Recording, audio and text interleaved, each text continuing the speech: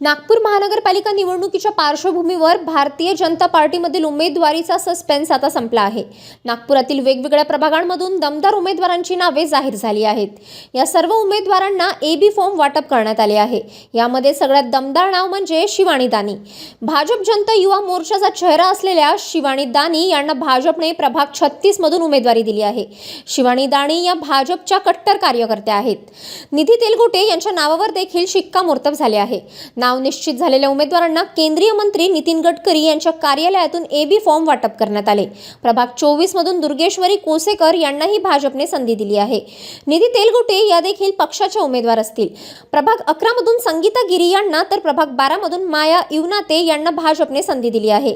प्रभाग 29 हुडकेश्वर नडसळा परिसरातून अजय बोढारे यांचा समावेश आहे। भाजपने डिप्टी सिग्नल परिसरातील प्रभाग क्रमांक 24 मधून दुर्गेश्वरी कासेकर या 24 वर्षीय मुलीला भाजपने उमेदवारी दिली आहे। महापालिकेच्या 151 जागांसाठी सुमारे 300 जणांना कागदपत्रांसह तयार राहण्याचा आदेश भाजपच्या वतीने देण्यात आला आहे।